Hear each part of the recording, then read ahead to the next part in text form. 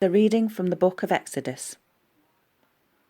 The Lord said to Moses and Aaron in the land of Egypt, "This month is to be the first of all the others for you, the first month of your year. Speak to the whole community of Israel and say, on the 10th day of this month, each man must take an animal from the flock, one for each family, one animal for each household. If the household is too small to eat the animal, a man must join with his neighbour, the nearest to his house, as the number of persons requires. You must take into account what each can eat in deciding the number for the animal. It must be an animal without blemish, a male 1 year old. You may take it from either sheep or goats. You must keep it till the 14th day of the month, when the whole assembly of the community of Israel shall slaughter it between the 2 evenings. Some of the blood must then be taken and put on the 2 doorposts and the lintel of the houses where it is eaten. That night the flesh is to be eaten, roasted over the fire. It must be eaten with unleavened bread and bitter herbs. You shall eat it like this, with a girdle round your waist, sandals on your feet, a staff in your hand. You shall eat it hastily. It is a Passover in honour of the Lord. That night I will go through the land of Egypt and strike down all the firstborn in the land of Egypt, man and beast alike, and I shall deal out punishment to all the gods of Egypt. I am the Lord. The blood shall serve to mark the houses that you live in. When I see the blood, I will pass over you, and you shall escape the destroying plague when I strike the land of Egypt. This day is to be a day of remembrance for you, and you must celebrate it as a feast in the Lord's honour. For all generations you are to declare it a day of festival forever." The word of the Lord.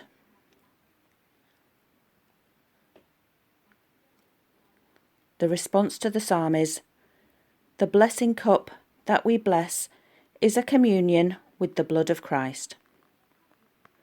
How can I repay the Lord for his goodness to me? The cup of salvation I will raise. I will call on the Lord's name. The blessing cup that we bless is a communion with the blood of Christ. O precious in the eyes of the Lord is the death of his faithful. Your servant, Lord, your servant am I. You have loosened my bonds.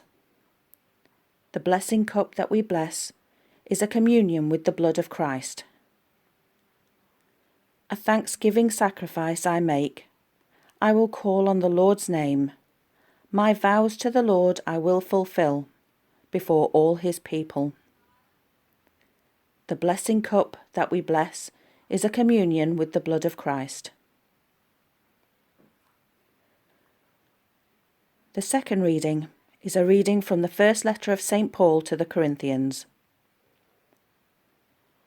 "This is what I received from the Lord, and in turn passed on to you, that on the same night that he was betrayed, the Lord Jesus took some bread and thanked God for it and broke it, and he said, 'This is my body, which is for you. Do this as a memorial of me.'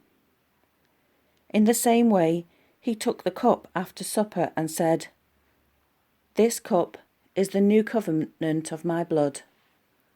Whenever you drink it, do this as a memorial of me, until the Lord comes. Therefore, every time you eat this bread and drink this cup, you are proclaiming his death." The word of the Lord. The Gospel Acclamation. Praise and honour to you, Lord Jesus. I give you a new commandment.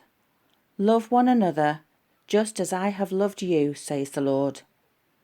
Praise and honour to you, Lord Jesus.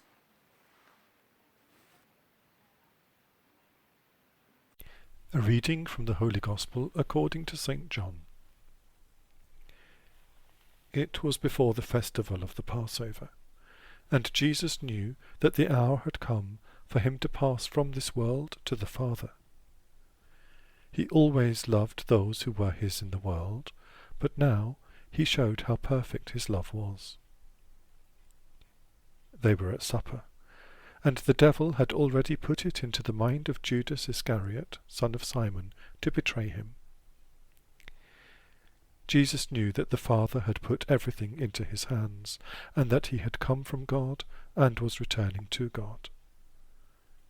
And he got up from table, removed his outer garment, and, taking a towel, wrapped it round his waist.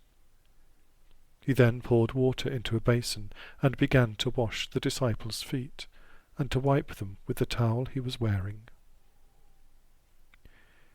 He came to Simon Peter, who said to him, "Lord, are you going to wash my feet?" Jesus answered, "At the moment you do not know what I am doing, but later you will understand." "Never," said Peter, "you shall never wash my feet." Jesus replied, "If I do not wash you, you can have nothing in common with me." "Then, Lord," said Simon Peter, "not only my feet, but my hands and my head as well." Jesus said, "No one who has taken a bath needs washing. He is clean all over. You too are clean, though not all of you are." He knew who was going to betray him. That is why he said, "Though not all of you are." When he had washed their feet and put on his clothes again, he went back to the table.